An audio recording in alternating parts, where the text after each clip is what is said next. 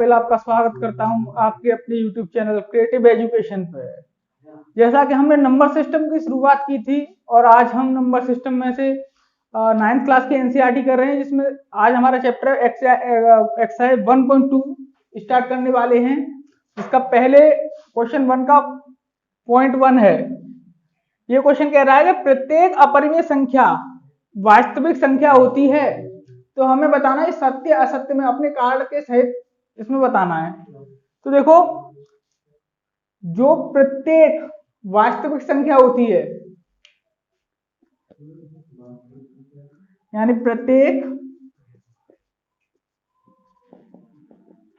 वास्तविक जो नंबर होते हैं हमारे, प्रत्येक वास्तविक संख्या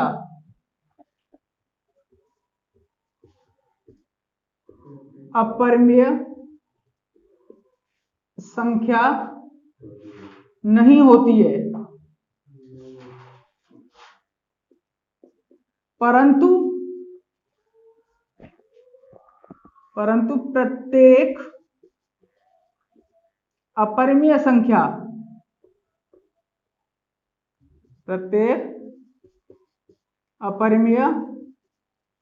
संख्या वास्तविक संख्या होती है।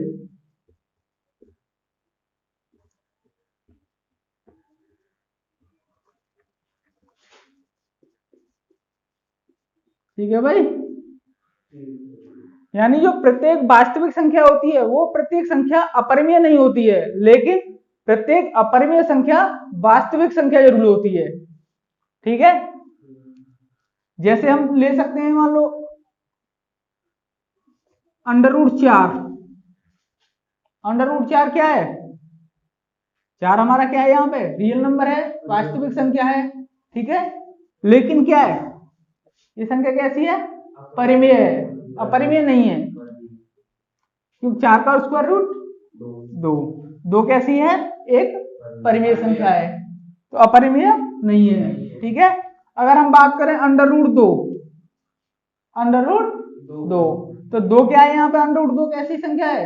ये एक अपरिमेय संख्या है। कैसी है? अपरिमेय संख्या है, लेकिन 2 यहाँ पे कैसी है? रियल नंबर है। ध्यान रखना, वास्तविक संख्या है 2।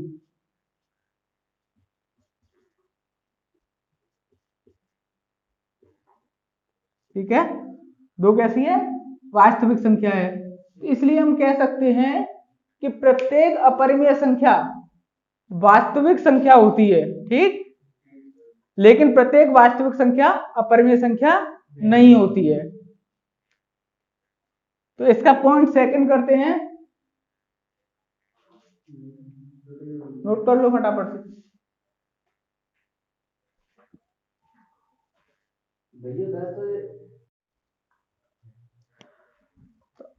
ये सेकंड क्वेश्चन है हमारा, संख्या रेखा का प्रत्येक बिंदु √m के रूप का होता है, जहां m एक प्राकृत संख्या है। तो जैसा हम जानते हैं कि संख्या रेखा पे जो हमारे नंबर्स होते हैं वो कैसे होते हैं? नेगेटिव और पॉजिटिव। ठीक है, नेगेटिव और पॉजिटिव।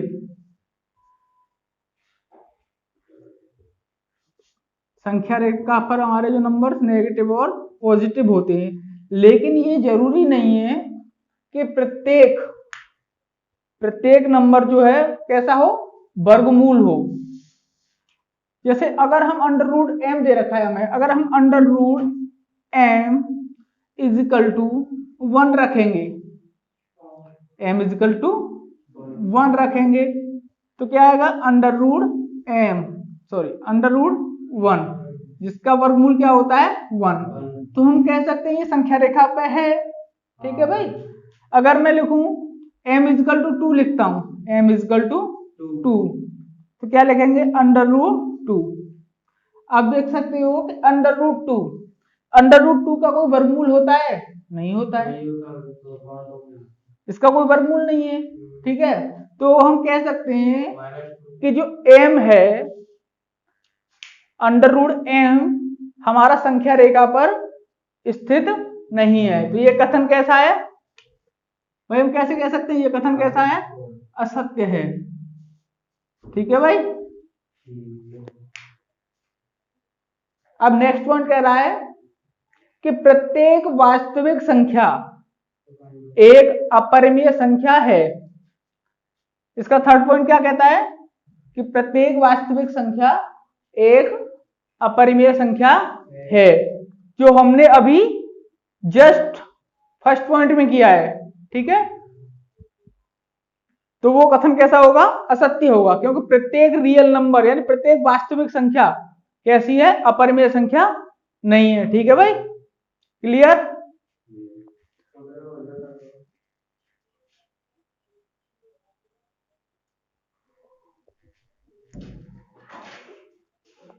तो हम इसमें क्या कह सकते हैं कि प्रत्येक वास्तविक संख्या कैसी है भाई, अपरिमेय संख्या नहीं है। तो ये कथन कैसा होगा हमारा, असत्य होगा।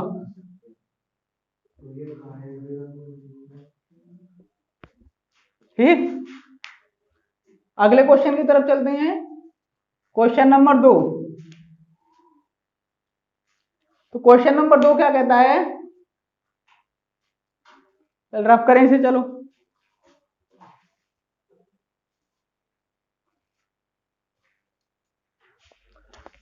क्वेश्चन नंबर 2 देखते हैं। क्या सभी धनात्मक पूर्णांकों के वर्गमूल अपरिमेय होते हैं? यदि नहीं, तो एक ऐसी संख्या के वर्गमूल का उदाहरण दीजिए जो एक परिमेय संख्या है।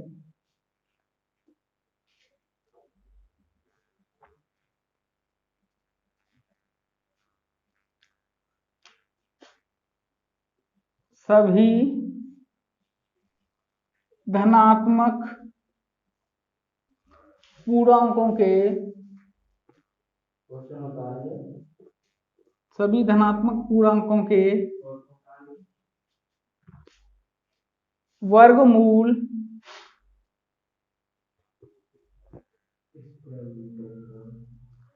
अपरिमेय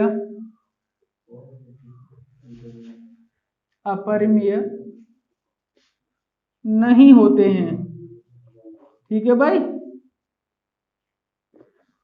हम कह सकते हैं कि जो जितने भी हमारे पॉजिटिव इंटीजर हैं उनका स्क्वायर रूट कैसा, अपरिमेय नहीं होता है।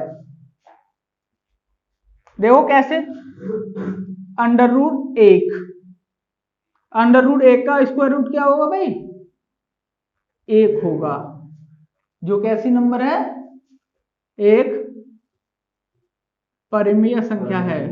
कैसी है, परिमेय संख्या, यानी रेशनल नंबर है हमारा। कैसा नंबर है, रेशनल नंबर है। अगर हम बात करें यहाँ पे अंडर रूट 2, अगर हम इसका स्क्वायर रूट लेंगे तो क्या होगा, 1.414 समथिंग होगा। तो ये क्या होगा इसका, ये कैसा है, अपरिमेय है। कैसा है भाई, अपरिमेय संख्या है। ठीक है भाई। ए, अगर हम बात करें अंडर रूट 3, अंडर रूट 3 कैसा है नंबर है हमारा, ये भी एक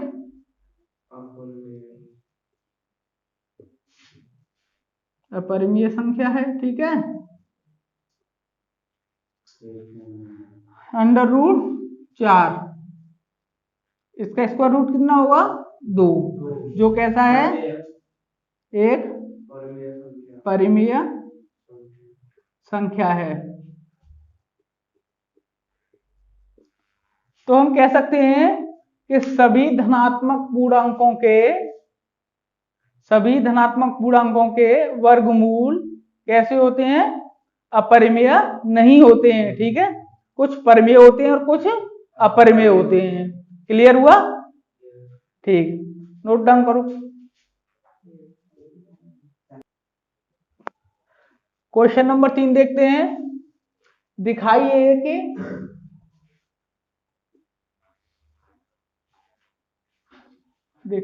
कि अंडर रूट 5, दिखाइए कि संख्या रेखा पर संख्या रेखा पर √5 को किस प्रकार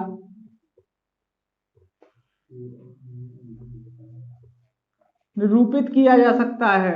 ठीक है भाई,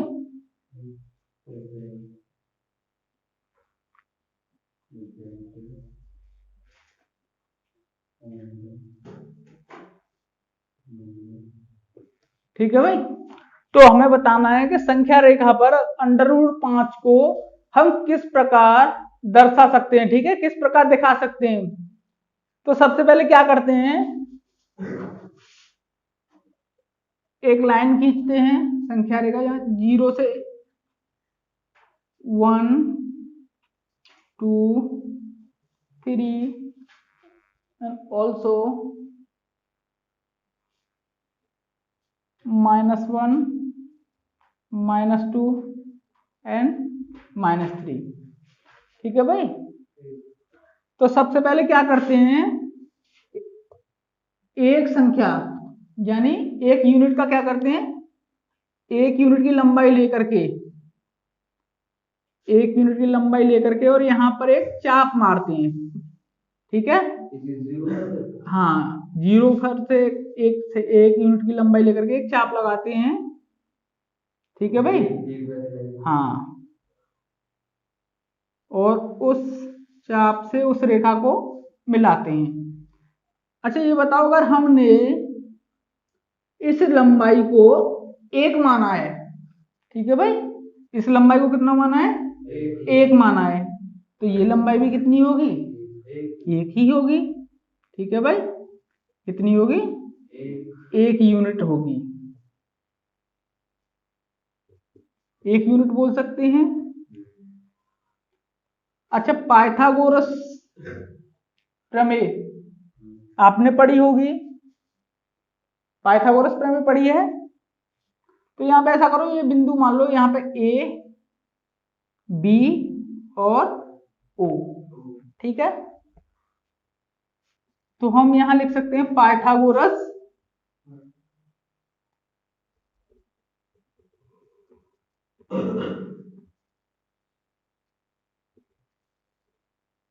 प्रमेय से।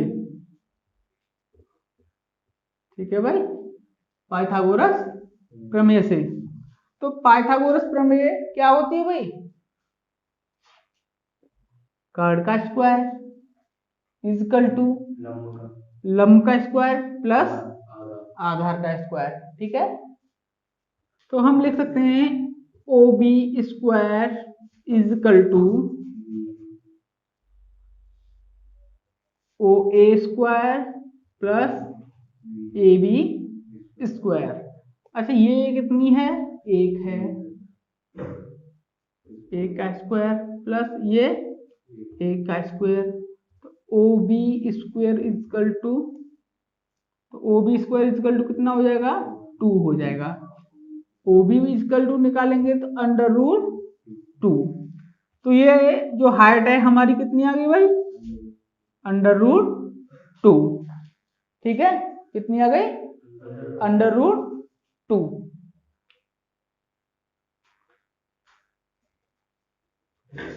अच्छा अब क्या करें, अब इस लेंथ को 1 डिग्री या 1 यूनिट, सॉरी 1 यूनिट की लंबाई लेकर के और इस बिंदु से एक और चाप लगाते हैं। ठीक है, इस तरीके से ए बी पे से, बिंदु बी पर से 1 यूनिट की लंबाई लेकर के एक और चाप लगाते हैं। ठीक है, तो चाप कहाँ आएगा, इस तरीके से, कहाँ आ जाएगा, इस पॉइंट पे। ठीक है, और इसे मिला लिया, यहां बिंदु मान लो तुम क्या मान लेते हैं, सी। ठीक है भाई, बिंदु सी मान लिया, और कहां मिला दिया भाई, बिंदु ओ पर। ठीक है, क्लियर। अच्छा अब देखो, ये जो एंगल बनेगा 90 डिग्री पे, कितना बनेगा, 90 डिग्री बनेगा ये। अब यहां से फिर इसमें अगेन पाइथागोरस प्रमेय यूज करते हैं। क्या करते हैं, पाइथागोरस प्रमेय का दोबारा प्रयोग करते हैं। ठीक है, तो क्या हो जाएगा OC square, OC square is equal to CB square plus sorry OB square. इस बार बेस क्या है OB, आधार है हमारा OB और BC लंब है, ठीक है। तो वैल्यू पुट कर दो यहाँ पे, OB की वैल्यू कितनी है √2, √2 का अगर हम वर्ग करेंगे तो क्या आएगा 2, और CB इक्वल टू कितना है 1 है, कितना है 1 है। तो OC square equal to 1 square plus √2 का स्क्वायर, तो 1 और 2 ये कितना हो जाएगा 3। OC square OC is equal to √3, ठीक है भाई। तो अभी ये OC की लंबाई कितनी आ गई, लेंथ कितनी आ गई हमारे पास √3, क्लियर। OC की लेंथ कितनी आ गई √3। अब क्या करते हैं C पे से 1 यूनिट की लंबाई लेकर के फिर से चाप में लगाते हैं, ठीक है। तो यहां से एक और चाप लगाया, एक लेंथ की 1 यूनिट की लेंथ लेकर के एक और चाप मार दिया, कितनी डिग्री पे 90 डिग्री पे, ध्यान रखना, ठीक है। तो एक और चाप लगा दिया, सॉरी यहां से 90 डिग्री,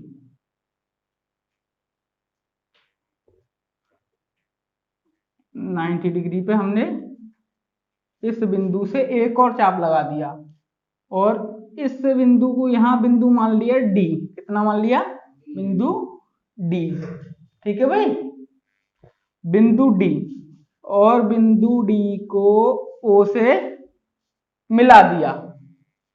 तो CD की लेंथ कितनी है 1, कितनी है भाई 1 है, CD की लेंथ 1 है और OC की लेंथ कितनी है √3, और हमें क्या बताना है OD की लेंथ निकालनी है, ठीक है भाई। तो क्या है फिर से वही पाइथागोरस प्रमेय, तो हम इसे रफ कर सकते हैं यहां पे, ठीक है भाई। तो फिर से पाइथागोरस प्रमेय लगाने पर क्या हो जाएगा OD square is equal to OC square plus CD square, ठीक है भाई। अब OC कितना है √3, √3 का अगर स्क्वायर करेंगे तो क्या हो जाएगा 3, ठीक है भाई।